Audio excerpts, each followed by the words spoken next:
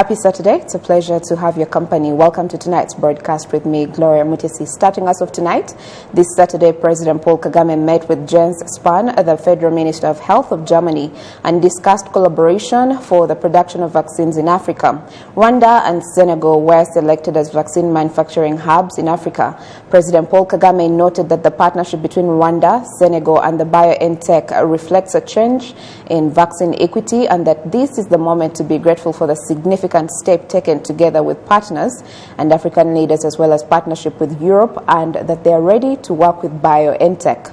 President Paul Kagame was in Berlin, Germany, where he attended the G20 Compact with Africa Investment Summit, and the head of state acknowledged that the discussions held on investment opportunities and strengthening partnership through tangible results and transformation had been fruitful.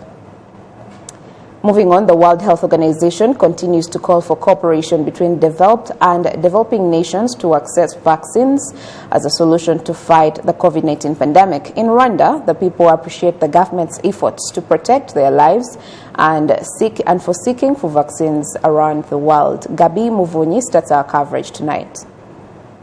The COVID-19 vaccination campaign is underway across the country, with the second dose now being provided in Kigali City. The residents appreciate the efforts that Rwanda has made in providing vaccines to the people. COVID is killing a lot of people. The fact that we are vaccinated makes one feel safe.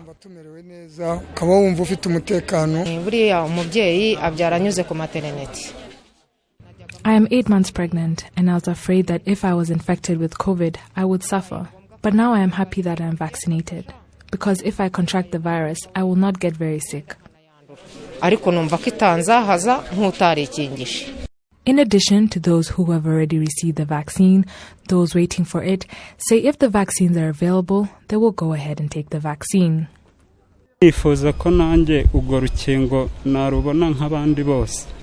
I would like to get the COVID-19 vaccine. Once I am vaccinated, I will be protected from the virus.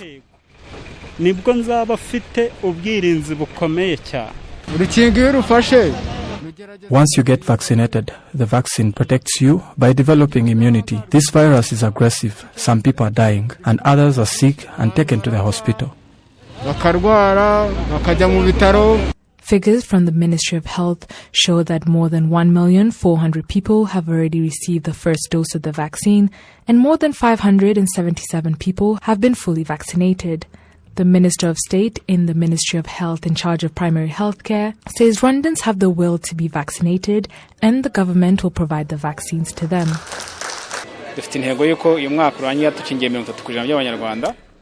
We aim to have 30% of the people vaccinated by the end of this year, while in Kigali we shall get close to 90%, because that's where we are putting a lot of effort. We are doing this based on the vaccines we buy and the ones we receive from donors like Gavi and COVAX. With the vaccines we are receiving, we hope to vaccinate 3.5, almost 4 million Rwandans. Vaccines are good. They do help. It is evident that cases have reduced due to a good number of people being vaccinated.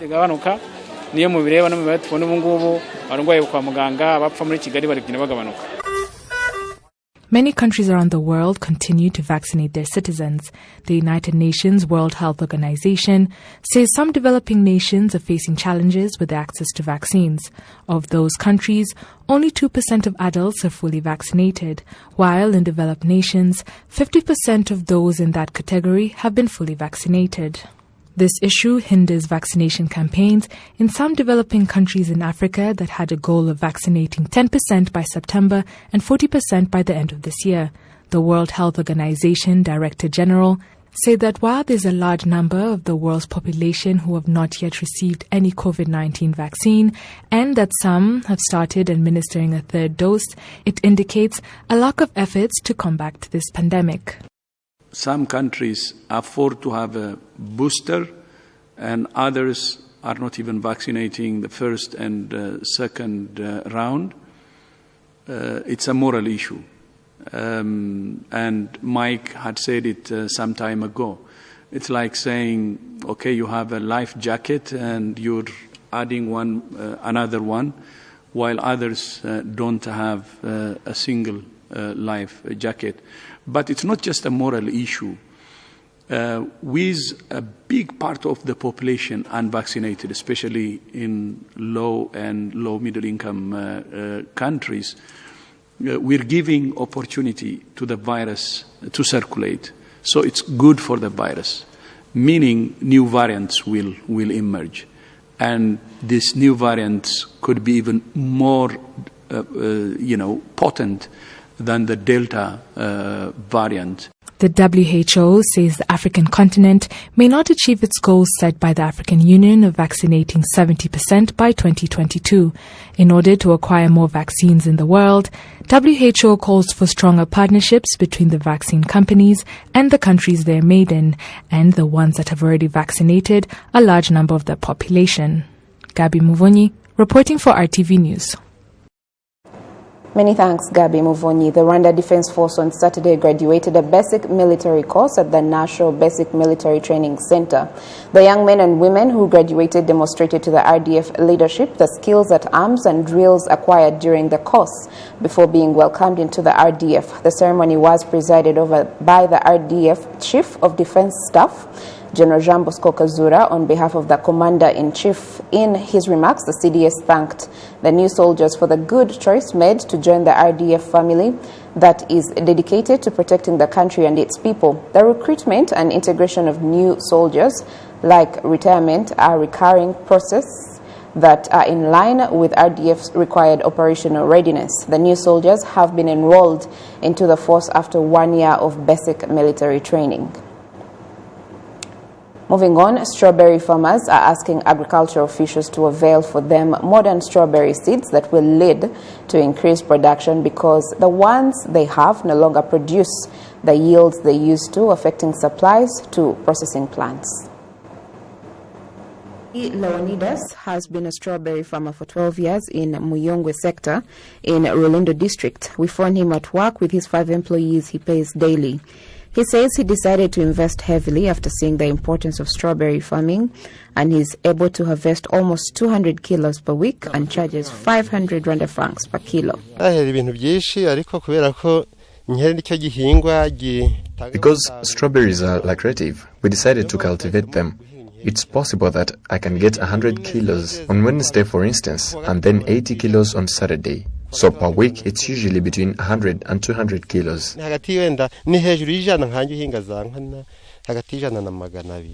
During this dry season, close to 400 farmers in the sectors of Bushoki, Muyongwe and others in Rulindo district are weeding as they wait for when the strawberries will yield in the rainy season. However, they say the 23 types of strawberries they've been cultivating are no longer as productive, hence why they are asking for modern seeds to increase productivity.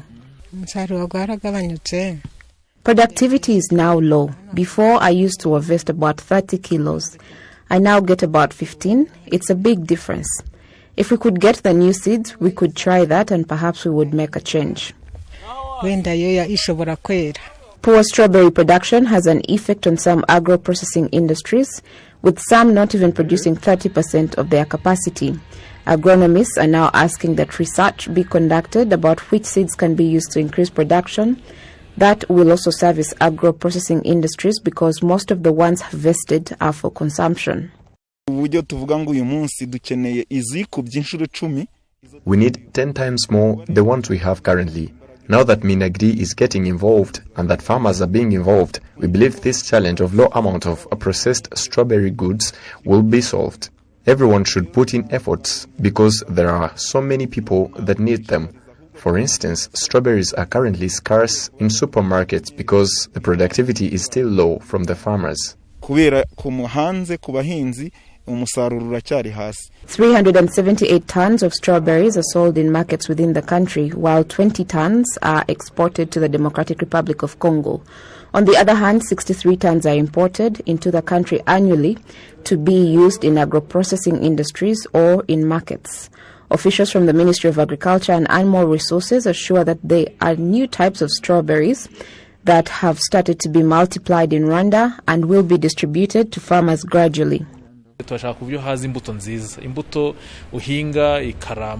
We are now working to get new seeds to the market, one that pest is resistant, bad weather resistant, and one that will yield highly. All that requires research, and that's what we're doing. We don't wish farmers to incur losses because of bad seeds.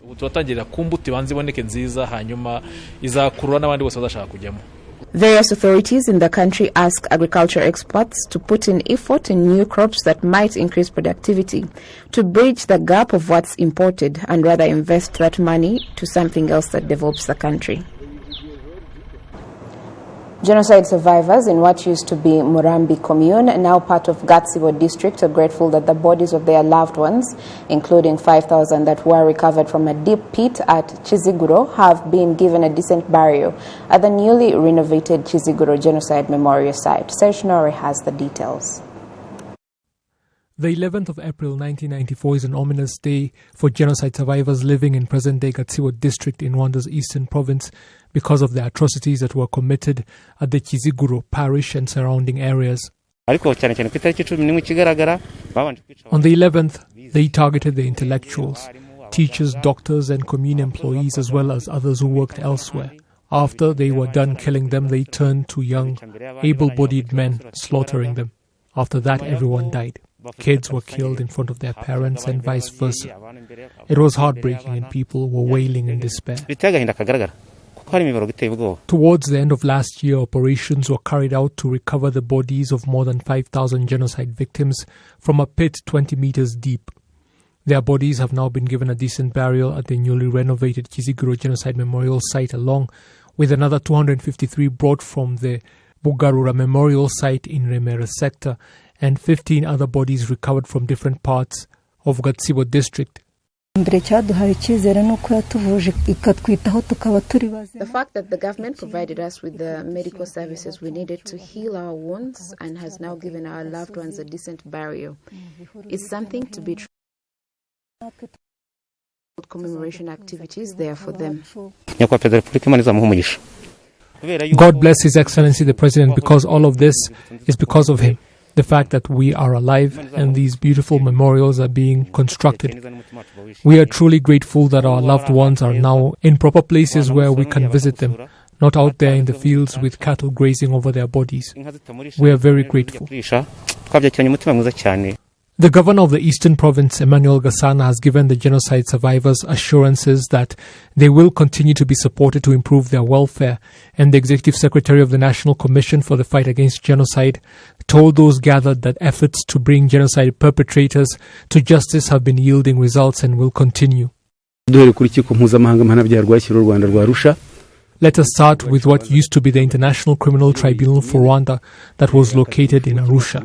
It sentenced Jean-Baptiste Gatete, the former burgomaster of this place when it was still a commune, to 40 years in prison, and he is locked up.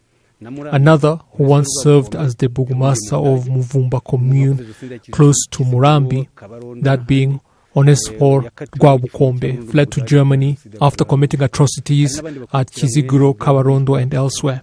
He is now serving a life sentence in Germany because of the genocide crimes he committed here.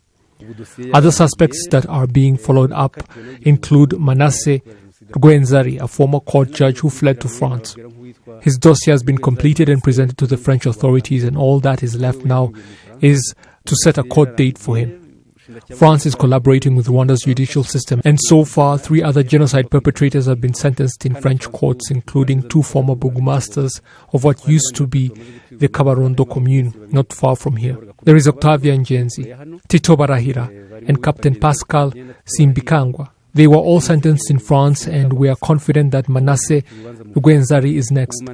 Other perpetrators have been sentenced by Rwandan courts, so justice is being dispersed, and the crime of genocide has no statute of limitations, and so suspects are pursued globally.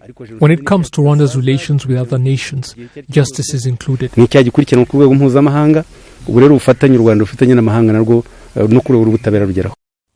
A memorial is to be built at the pit in Chiziguro, and the renovated Genocide Memorial Site is the final resting place of more than 20,000 genocide victims and includes a museum and memorial garden.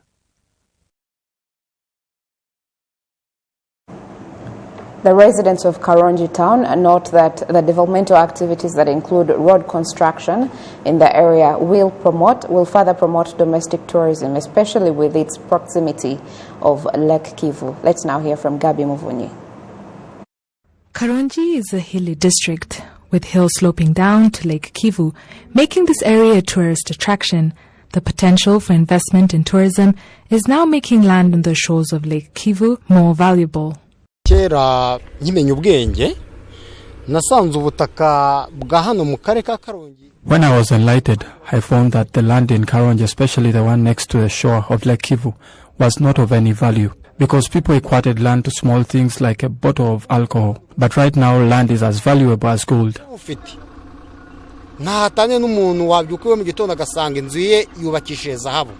Here is why they compare their land on Lake Kivu with gold. If you have land here, it will cost not less than 70 million or even 100 million. There is quite valuable land here. 100 million is good money.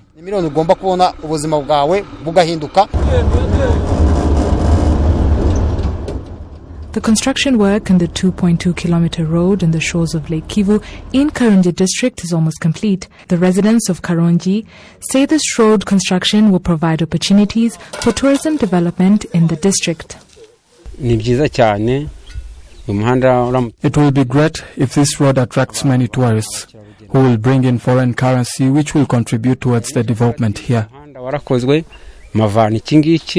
The Karongi district mayor urges investors who have land on the shores of Lake Kivu to come and build on the land.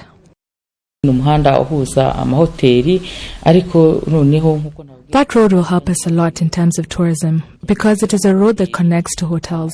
We know every time a road is built, it also attracts infrastructure along with it. We encourage those who have land to come and build on it so that the road may be productive as we would like it to be.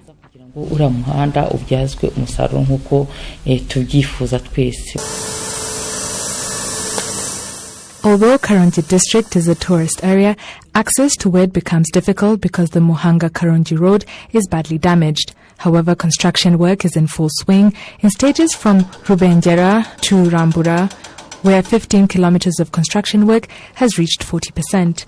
The 15-kilometer road is expected to be operational by the end of next year. The 15-kilometer construction contract includes construction of 2 roads, including Karongi, and another to Kibongora Hospital in Nyamasheke. Altogether, it cost 13 billion Rwandan francs.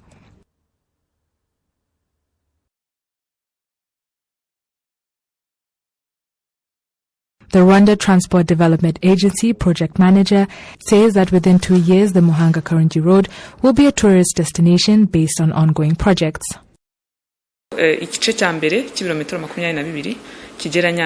The first half of the 22-kilometer stretch to Nyanje is funded through a partnership with Kuwait Fund. We have started the bidding documents no later than September. The bidding documents will have to be taken to RTDA so that by the beginning of next year, we will have an entrepreneur who will start working.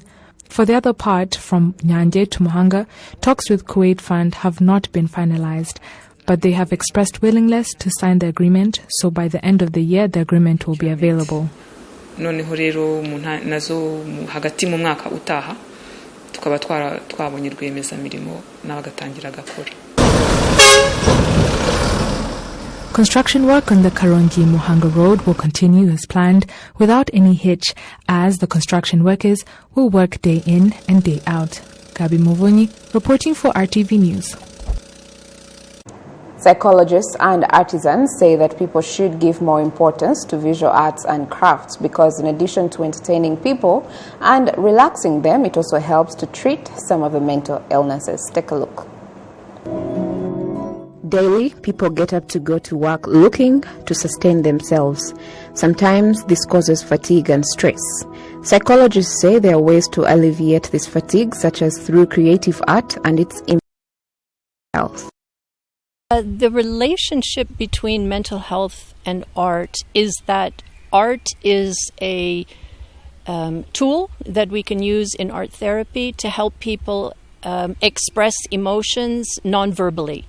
So sometimes people have so much trauma or experiences in the past that they don't want to talk about anymore, but they still need to release the emotions that are inside, and so using art therapy is a very good technique. Birasa Bernard is an artisan and he says that art is more than what meets the eye. This portrait is named on the school desk. On it I show a number of things. A door, go through it and you will see a number of other things. You will see a book, a protractor used in geometry, a mathematical compass, and much more, as well as two eyes representing the teacher and student. Now, the sum of all the student learned in school is represented here as technology. This is therapeutical art, meaning it can help a stressed out person revitalize their brain, so to speak. The correlation between mental health and creative art is what makes it possible for it to be used to help people living with mental illness. I use it when people are depressed or they have PTSD. I use it with people that have addiction. It's a way, again, of expressing feelings, emotions through creativity. So one of the things that's really important about art, doing art, is that the act of doing something creative releases serotonin in the brain. And serotonin is our happy neurochemical, so that when we are engaged in creative activities, we're increasing the amount of serotonin in the brain, which elevates your mood. It makes you happier, it makes you calm, makes you feel relaxed and peaceful. So when you have depression, when you have anxiety, being creative is very helpful. The importance of art to mental health saw the opening of the Rwanda Art Museum located in Kanombe in 2018. Njenzi Vivaldi, who heads it, is encouraging more people to come and visit the museum. Usually, artisans have great importance in museums. When people come to visit, it helps preserve the history and culture of the country, and even to them and artisans. And it's a source of employment to them and educate the public. Creative art can be if efforts in what they do.